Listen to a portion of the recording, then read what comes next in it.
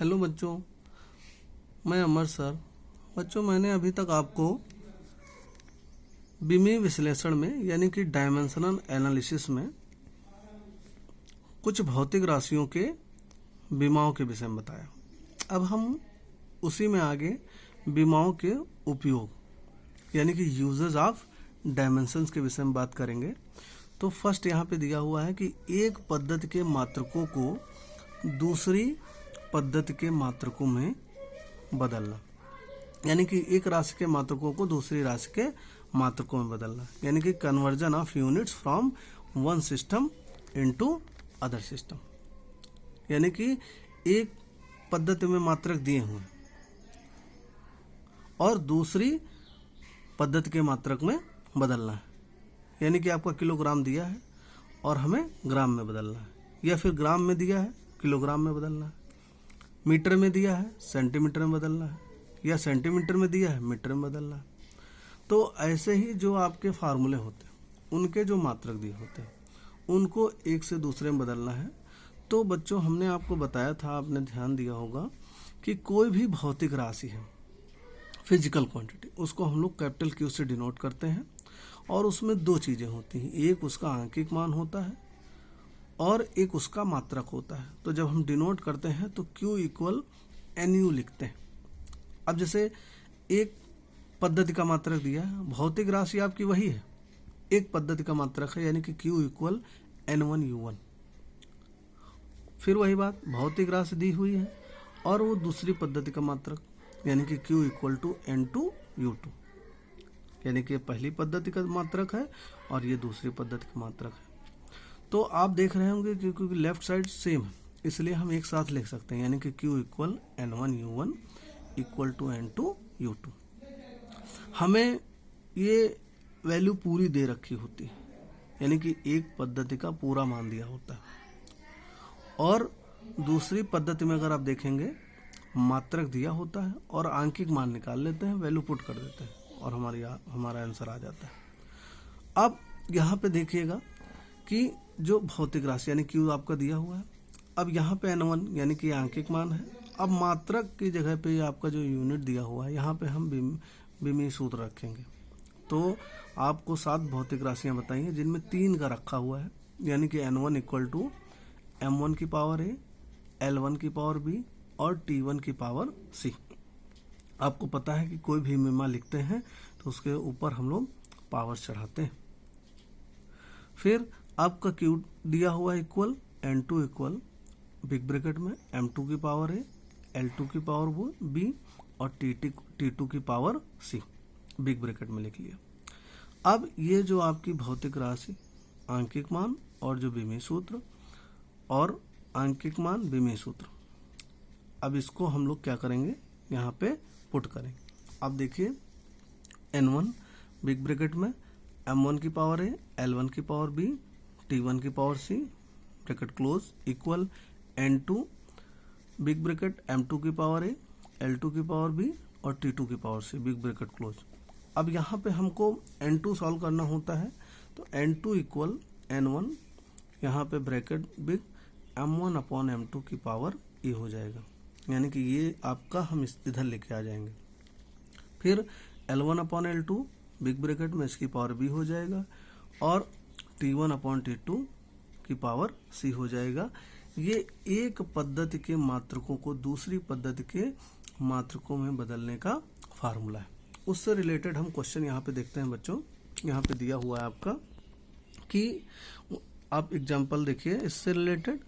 तो यहाँ पे लिखा हुआ है उदाहरण में कि लकड़ी का घनत्व 0.5 ग्राम पर सेंटीमीटर क्यूब है, SI पद्धति में इसका मान ज्ञात कीजिए।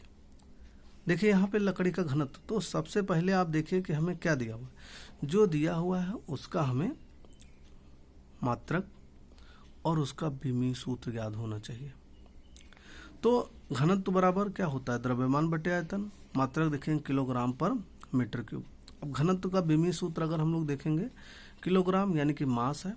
आपको पता है कि मास को हम लोग कैपिटल M से डिनोट करते हैं, और जो मीटर यानी कि लंबाई है तो L से डिनोट करते हैं, और आयतन का दिया हुआ तो L³ हो जाएगा, ऊपर लेके जाएंगे तो L की पावर -3 हो जाएगा। यानी कि घनत्व का बेमी सूत्र बराबर बड़े ब्रैकेट में ml की घात -3 हो जाएगा और बड़ा ब्रैकेट क्लोज। अब यहाँ पे देखिए ये आपका लकड़ी का घनत्व दिया हुआ है, यानी कि एक भौतिक राशि है 0.5 ग्राम पर सेंटीमीटर क्यूब, यानी कि Q इक्वल 0.5 ग्राम पर सेंटीमीटर क्यूब। यानी कि ये 0.5 जो है ना, ये आपका N1 है, अंकिक मान। ये ग्राम पर सेंटीमीटर क्यूब, ये आपका U1 है। और फिर बोला है कि SI पद्धति में बदलना है, यानी कि सिस्टम ऑफ इंटरनेशनल आपका, यानी कि किलोग्राम, मीटर, सेकंड, इस तरीके से। तो यहाँ पे अगर हम बदलेंगे, अगर ये लिखा है तो मात्रक पहले ही समझ जाते हैं कि क्या आएगा, यानी कि किलोग्राम पर मीटर क्यूब। लेकिन आंकिक मान का पता नहीं रहता है, N2 नहीं पता रहता, वही निकालना होता है। और बाकी क्वेश्चन पढ़ने से पता चल जाता है क्या करना है। अब देखिए N1 इक्वल टू 0.5 लिख लिया, U1 आपका ग्राम पर सेंटीमीटर क्यूब हो गया, N2 हमें नहीं पता है, क्वेश्चन मार्क कर लिया, और U2 kg पर मीटर क्यूब हो गया। अब आगे हम देखते हैं, फार्मूला अपना यूज करेंगे हम लोग। यहाँ पे देखिए ये लिखा हुआ है such that N2 equal N1 M1 upon M2 बड़े ब्रैकेट में पावर है, L1 अपॉन L2 बड़े ब्रैकेट में पावर B, और T1 अपॉन T2 बड़े ब्रैकेट में पावर आपका C हो जाएगा। अब ध्यान से समझिएगा, N2 इक्वल, देखिए N1 की वैल्यू 0.5 है, लिख दिया। M1 जो आपका दिया हुआ है, अगर आप थोड़ा सा ध्यान दें तो ग्राम में लिखा, ग्राम में लिख लिया। फिर आप देखिएगा L1, अगर देखें तो L1 आपका सेंटीमीटर में दिया है, हमने लिख लिया। और T1 जो आपका नहीं दिया हुआ है, एज इट इज यूज कर लिया। अगर यहाँ पे सेकंड या कुछ होता तो हम लोग यूज करते। आगे देखेंगे, फिर यहाँ पे M2 आपका किलोग्राम में दिया है, लिख लिया। और L2 आपका मीटर में दिया, लिख लिया। T2 फिर नहीं है, उसको वैसे ही लिख लिया। अब आप देखिए कि जो ग्राम है और जो किलोग्राम, इसकी पावर क्या है 1, तो हम लोगों ने यहाँ पे पावर 1 यूज कर लिया। और जो सेंटीमीटर क्यूब है और मीटर क्यूब है, पावर 3 ही है। और अब लेके जाएंगे तो यहाँ पे पावर कितना हो जाएगा, -3 हो जाएगा, क्योंकि हम पावर जो है उसके बिमी सूत्र से रखते हैं। ये जो ऊपर है ABC, ये पावर्स होती हैं। तो यहाँ पे देखिए, आप यहाँ पे आपका नहीं है कुछ तो 0 रख लिया। फिर आप देखिए N2 इक्वल 0.5 ग्राम को वैसे ही लिखा, kg को चेंज कर लिया, या तो इसको चेंज कर लीजिए या इसको चेंज करिए, सेम होना चाहिए ऊपर नीचे।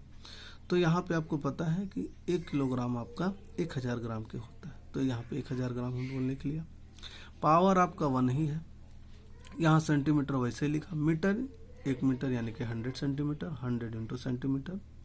पावर आपका -3 यूज कर लिया। देखिए ग्राम से ग्राम कैंसिल आउट, सेंटीमीटर से सेंटीमीटर कैंसिल आउट, यानी कि 1/1000 और 1/100। 1/1000 की पावर 1 और 1/100 इसकी पावर -3। ये देखिए आगे N2 equal 0.5 into 1/1000 into bracket में 1/100 की पावर -3। अब आप देखिएगा बच्चों, इक्वल 0.5 1/1000 ऐसे ही करेंगे।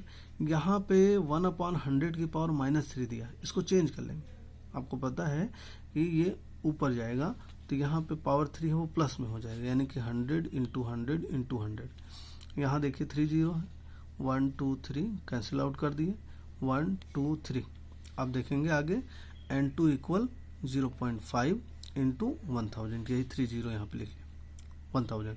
अब मल्टीप्लाई करेंगे तो N2 इक्वल कितना आ जाएगा 500, यानी कि हमें N2 का वैल्यू पता चल गया और बाकी U2 हमें पता है। तो हमारा भौतिक राशि Q इक्वल टू कितना हो जाएगा 500 kg पर मीटर क्यूब हो जाएगा। और आपका क्या दिया था क्वेश्चन में कि 0.5 ग्राम पर सेंटीमीटर क्यूब है। SI पद्धति बदलना यानी कि किलोग्राम में।